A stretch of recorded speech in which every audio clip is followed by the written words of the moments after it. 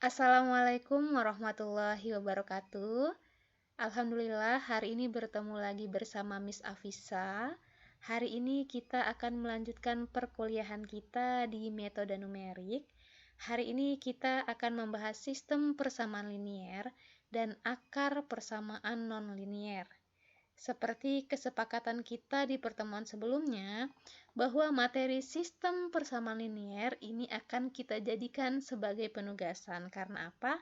Karena materi ini secara umum telah kita pelajari ketika kita SMP, SMA, atau perguruan tinggi secara umum, ketika aljabar linier, sehingga penugasan ini bertujuan sebagai pengingat. Nah, tugasnya apa sih? Tugasnya itu membuat ringkasan tentang sistem persamaan linier. Kemudian diketik, kemudian dikumpulkan pada pertemuan ketujuh atau H-1 sebelum PTS atau UTS ya. Oke, ini materinya. Oke, langsung aja kita ke materi kita hari ini yang akan kita pelajari, yaitu akar persamaan non-linier. Nah, untuk akar persamaan non-linier, kita akan mempelajari metode tabel dan metode bisection. Dua metode aja hari ini. Nah, untuk membahas yang lebih lanjut, sebelumnya kita akan membahas dasarnya dulu ya. Akar persamaan, apa sih akar persamaan? Akar sebuah persamaan f(x) sama dengan 0 adalah nilai-nilai x yang menyebabkan nilai f(x) itu sama dengan 0. Berarti akar persamaan f(x) adalah titik potong antara kurva f(x) dan sumbu x. Gitu. Jadi dia perpotongannya seperti gambar ini, dia perpotongan antara f(x)-nya dengan sumbu x-nya. Oh iya, untuk materi ini bisa kalian lihat di buku halaman 62-72. Oke, kita lanjut. Nah, telah kita ketahui bahwa penyelesaian polinomial berderajat 1 atau persamaan linier mx plus c sama dengan 0, di mana m dan c adalah konstanta, dapat dihitung dengan mx plus c sama dengan 0, maka x-nya adalah min c per m untuk persamaan linier. Nah, untuk penyelesaian polinomial berderajat 2 atau kita kenal sebagai persamaan kuadrat, ax kuadrat plus bx plus c sama dengan 0, akar-akarnya secara analitis, ingat analitis berarti menggunakan rumus ya, rumus baku, dapat dihitung dengan menggunakan rumus ABC. Apa rumusnya? Min B plus minus akar B kuadrat min 4AC dibagi dengan 2A. Nah, itu secara umum. Nah, bagaimana jika polinomialnya berpangkat 3, 4, atau persamaan non-linier lainnya seperti persamaan eksponensial atau persamaan transendental? Tentu akan sulit ya kalau menggunakan metode analitik. Maka solusinya adalah dengan menggunakan metode numerik. Nah, beberapa metode yang dapat digunakan untuk mencari akar persamaan menggunakan metode numerik ada beberapa cara, yaitu ada metode tertutup, ada metode terbuka, dan sebagai tambahan kita akan membahas metode akar ganda. Nah, sekarang metode tertutup. Apa sih metode tertutup di dalam metode numerik untuk mencari akar persamaan? Nah, metode tertutup untuk mencari akar pada selang A, B tertentu. Dalam selang A, B dipastikan terdapat satu akar. Oleh karena itu, metode jenis ini selalu berhasil menemukan akar. Jadi, kalau menggunakan metode tertutup, pasti dapat akarnya. Dan hasilnya selalu konvergen, menuju akar. Atau metode tertutup bisa disebut juga metode konvergen. Nah, karena dia menuju akar, pasti dia memiliki akar. Ingat, kalau metode numerik berarti dia metode hampiran atau metode pendekatan. Kalau akar persamaan berarti fx-nya sama dengan 0. Berarti kalau menggunakan metode numerik berarti dia akarnya mendekati 0. Oke. Macam-macam metode tertutup, ada metode tabel, ada metode bisection, ada metode regulasi false. Nah, yang akan kita bahas yang ini dulu, dua dulu, metode tabel dan bisection. Nah, kemudian metode terbuka. Metode terbuka apa sih? Metode terbuka, metode ini tidak memerlukan selang A, B. Kalau metode tertutup, dia menggunakan selang. Kalau metode terbuka, dia tidak memerlukan selang, tetapi diperlukan tebakan awal. Nah, xn dipakai untuk menghitung xn plus 1. Dan hasilnya dapat konvergen atau mendekati akar atau divergen menjauhi akar. Oleh karena itu, metode ini tidak selalu berhasil menemukan akar. Karena apa? Dia divergen. Kalau menjauhi akar, pasti dia nggak akan ketemu akarnya gitu. Macam-macam metode terbuka, ada metode iterasi sederhana, metode Newton-Raphson, metode secant. Nah, insya Allah ini akan kita pelajari semuanya. Nah, ini ilustrasinya. Kalau konvergen dia mendekati akar, titik merah ini sebagai akar ya, ilustrasi sebagai akar, dan divergen ini menjauhi akar. Oke, langsung aja ke materi kita sebenarnya. Nah, untuk masuk ke materi kita butuh teorema nih. Suatu rank x a, B, selangnya dari A sampai B, mempunyai akar bila FA dan FB berlawanan tanda atau memenuhi FA dikali dengan FB kurang dari 0. Teorema di atas dapat dijelaskan dengan grafik-grafik sebagai berikut. Lihat grafiknya. Grafik yang pertama, FA dan ada FB. FA-nya ada yang bernilai selangnya bernilai positif ya ini ya. Nah, ini berjalan ke arah positif dan sampai ke FB-nya menuju ke negatif. Berarti dia berlawanan tanda. Karena FA dikali FB kurang dari 0, maka pada rank A, B terdapat akar. Jadi FA sama FB-nya berbeda tanda. Nah, untuk gambar yang kedua atau kurva yang kedua, dia FA sama FB-nya berjalan grafiknya ke arah positif. FA dikali FB-nya lebih besar dari 0. Berarti dia sama tandanya. Negatif sama negatif menghasilkan positif. Lebih besar dari 0 ya. Positif dikali dengan positif pasti positif. Kalau positif berarti lebih besar dari 0. Kalau kurang dari 0 berarti ada yang positif, ada yang negatif gitu. Oke. Dan dia mempunyai akar harus begini, kurang dari 0. Oke, itu ya yang harus diingat. Nah, kita ke metode tabel kita. Metode tabel adalah metode tertutup. Metode tabel adalah metode di mana daerah atau interval dibagi menjadi n bagian. Jadi metode ini dibagi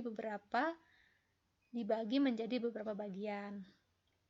Interval X elemen A, B dibagi menjadi n bagian dan masing-masing bagian dihitung dengan nilai fx. Ya, jadi nanti X-nya disubstitusikan sehingga menghasilkan fx. Dengan A itu sebagai batas bawah atau X bawah dan B-nya sebagai batas atas atau X atas. Nah, lihat tabel. Ini setelah dibagi menjadi n bagian, awalnya dia ada A dan ada B, ini bagian-bagiannya.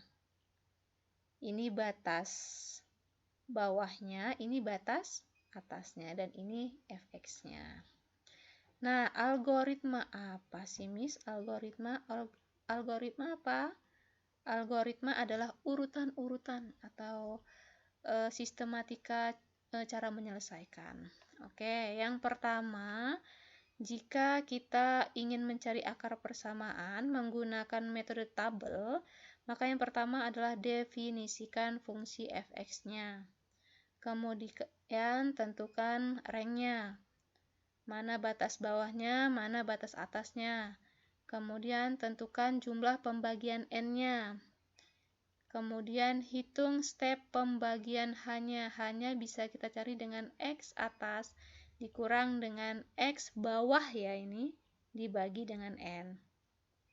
Untuk I sama dengan 0 sampai dengan N, cara menghitungnya XI-nya X bawah ditambah I dikali dengan H, dan YI-nya sama dengan FXI. Dan untuk I sama dengan 0 sampai dengan N dicari K, di mana bila Fxk sama dengan 0, maka Xk adalah penyelesaiannya. Bila Fxk dikali dengan Fxk min 1 kurang dari 0, maka bila mutlak dari Fxk kurang dari mutlak Fxk min 1, maka Xk-nya adalah penyelesaiannya. Jika tidak, maka Xk plus 1 adalah penyelesaiannya. Maksudnya, kalau misalnya Fxk-nya itu lebih besar dari Fxk min 1, maka Xk plus 1 adalah penyelesaiannya. Atau dapat dikatakan penyelesaiannya berada di antara Xk dan Xk min 1. Begitu. Oke, langsung ke contohnya aja. Pasti algoritmanya membingungkan. Kita langsung ke contohnya aja. Contohnya diketahui persamaan nonlinier. Fx sama dengan X plus E pangkat X. Tentukan akar persamaan nonlinier tersebut dalam interval X elemen min 1,0 sampai 0 ya maksudnya. Penyelesaiannya pertama kita definisikan fungsi fx-nya. Nah, ini fungsinya artinya sudah diketahui fungsinya, kemudian tentukan selangnya. Mana batas bawahnya dan batas atasnya. Ini batas bawahnya min 1, batas atasnya 0. Kemudian tentukan pembagiannya. Nah, untuk mendapatkan penyelesaian persamaan dengan rank min 1,0, kita bagi menjadi beberapa bagian interval kecil ya. Misal sebanyak 10 bagian, maka kita mencari haknya. Haknya rumusnya X atas dikurang dengan X bawah dibagi dengan N. Berarti X atasnya adalah 0 dikurangi dengan min 1 dibagi dengan ini, banyak bagiannya, berarti 10. Sehingga menghasilkan 0,1. Berarti dari A-nya ini sebagai batas bawahnya berarti min 1,0, jaraknya 0,1 berarti min 0,9, min 0,8, min 0,7 dan seterusnya dengan berjarak 0,1 sampai dengan 0. Batas atasnya 0. Dan nilai ini kita substitusikan ke fx, yaitu x plus ex. Jadi nanti min 1 ditambah E pangkat min 1, hasilnya min 0,63212. Kemudian misal kita substitusikan nilainya min 0,5, berarti apa? Berarti min 0,5 ditambah E pangkat min 0,5, seperti itu. Sehingga menghasilkan fx-nya 0,10653. Nah, dari tabel diperoleh penyelesaian berada di antara min 0,6 dan min 0,5. Jadi, ketika mencari akar, maka cari fx yang mendekati dengan 0. Berarti yang mendekati ini hasilnya. Antara min 0,6 dan min 0,5. Dengan nilai fx masing-masing min 0,0512 ya dibuletin dan 0,1065 sehingga dapat diambil keputusan penyelesaiannya di X sama dengan min 0,6. Karena apa? X min 0,6 adalah fx yang terdekat dengan 0. Bila kita mencari lagi, misalkan ranknya, batasnya dari min 0,6 sampai min 0,5, kemudian bagiannya kita bagi menjadi 10, maka fx yang terdekat nanti akan menghasilkan x-nya min 0,57 dengan fx-nya sama dengan 0,00447. Seperti itu. Nah, kelemahan dari metode tabel, bahwa metode tabel cenderung memberikan hasil yang kurang teliti, memberikan error yang lebih besar dibandingkan dengan metode lainnya. Tetapi metode yang digunakan sebagai taksiran awal mengetahui area penyelesaian yang benar sebelum menggunakan metode yang lebih baik dalam rangka menentukan penyelesaian yang lebih baik, gitu ya. Nah, selesai untuk metode tabel, kita akan lanjut ke metode bisection atau bagi dua. Nah, ide awal dari metode ini adalah metode tabel, di mana area dibagi menjadi n bagian. Hanya saja metode bisection atau biseksi ini membagi rank menjadi dua bagian.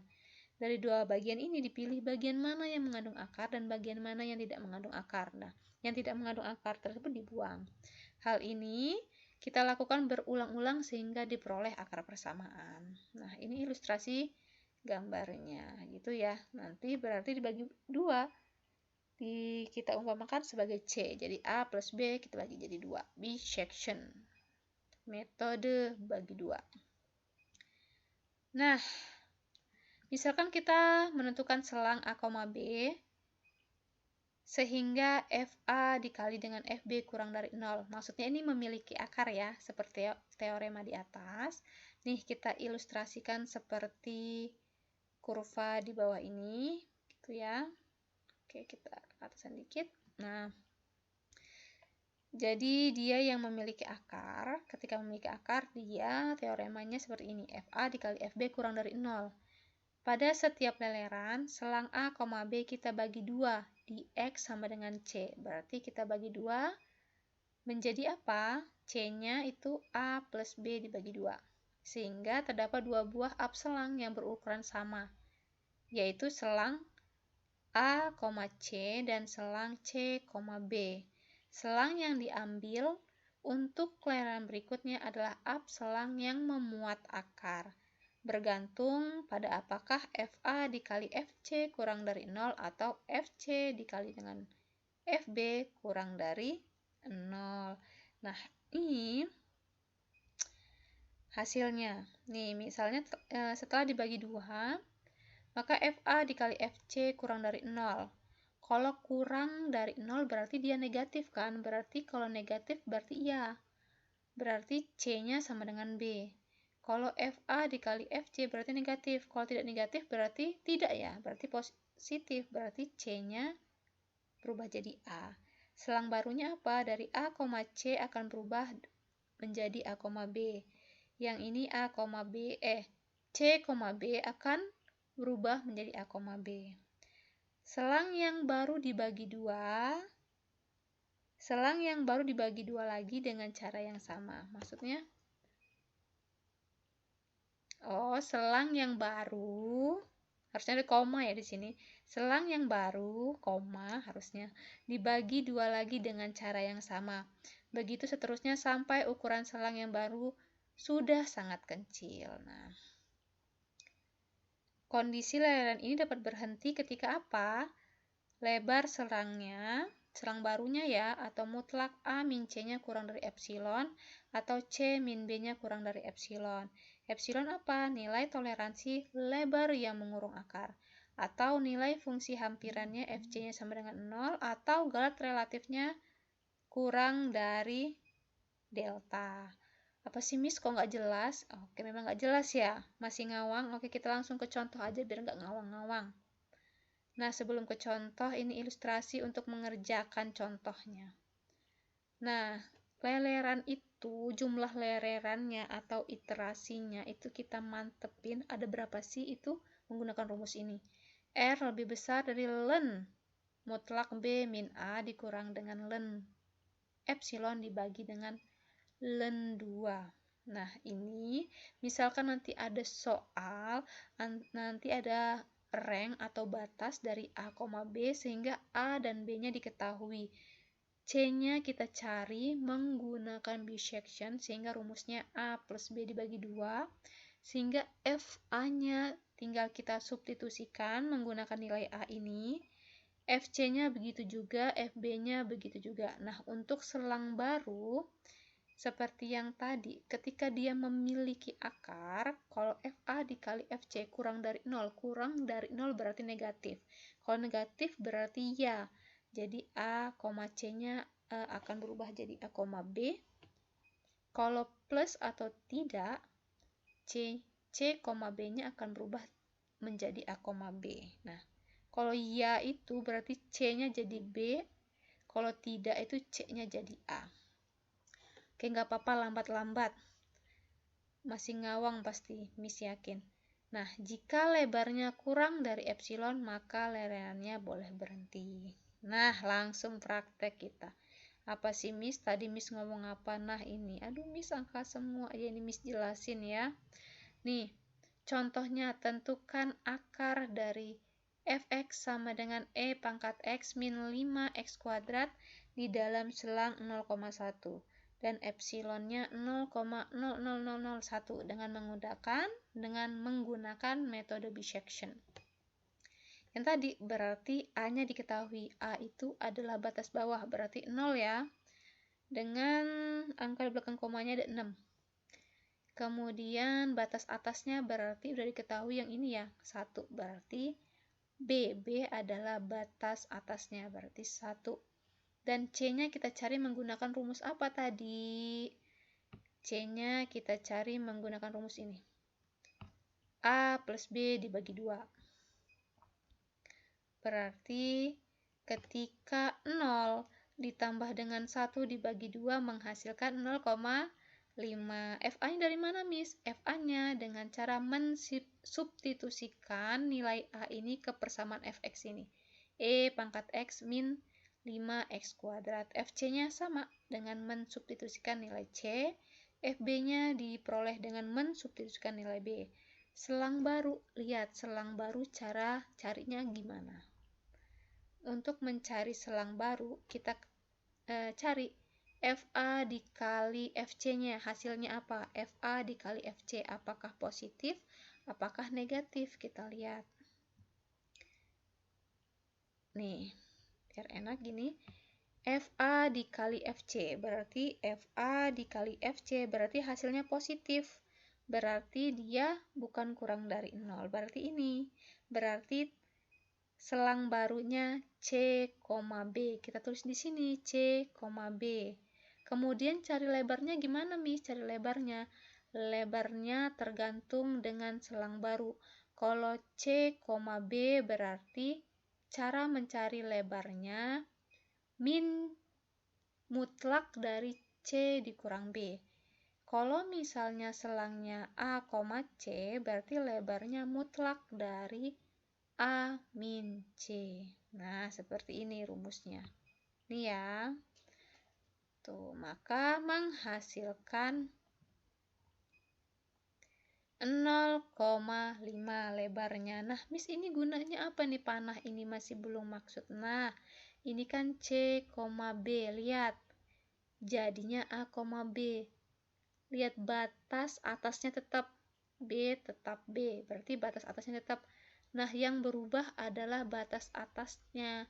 Dari C jadi A. Dari C jadi A. Ya, lihat kan? Dari C jadi A. Lihat ini. Dari C jadi A. Ini C. Kita jadiin A. Berarti kita taruh sini A-nya. 0,5 kita taruh ke bagian A. Gitu. Bagian B-nya tetap. Ya kan, bagian B-nya tetap. Jadi 1 tetap kita tulis dengan 1. C-nya gimana, Miss? C-nya sama. A plus B dibagi 2. Kemudian seterusnya sama. FA-nya tinggal disubstitusikan. FC-nya substitusikan. FB-nya substitusikan. Selang baru lagi sama. Mencari selang baru. FA dikali FC. FA dikali FC. Ternyata hasilnya negatif. Kalau negatif berarti ya. Berarti hasilnya A, C. Nah, lebarnya mutlak dari A min C. Hasilnya 0,25. Nah, dari A min C, lihat batas bawahnya yang tetap sama. Berarti A tetap A.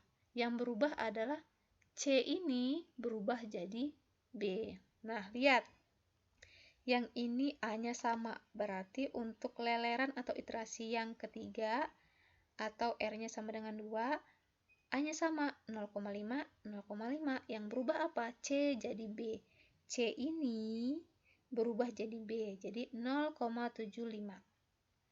C-nya dicari sama kayak tadi, A ditambah B dibagi dengan 2, dan seterusnya sama caranya.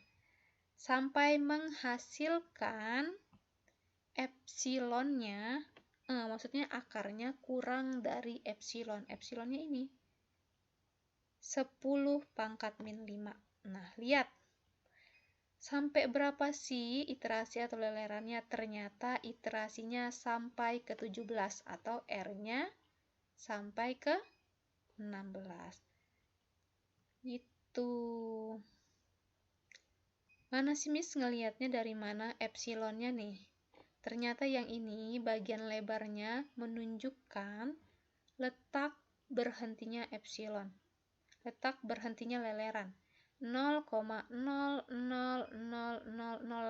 kurang dari epsilon, di mana epsilonnya adalah 10 pangkat min 5 gitu. Nah, ini lelerannya sampai 17. 17 itu dari 0 sampai 16. Gimana itu? Bisa nggak pakai rumus? Bisa. Untuk memantapkan menggunakan metode bisection, kita bisa memantapkannya dengan rumus. Berapa jumlah leleran untuk lebarnya kurang dari epsilonnya 10 pangkat min 5. Ini rumusnya. R lebih besar dari ln mutlak B min A dikurang dengan ln epsilon dibagi dengan ln 2. Hasilnya R-nya lebih besar dari 16,60964. Berarti R-nya lebih besar 17. Jadi apa? Jadi dibutuhkan minimal ya 17 leleran atau iterasi.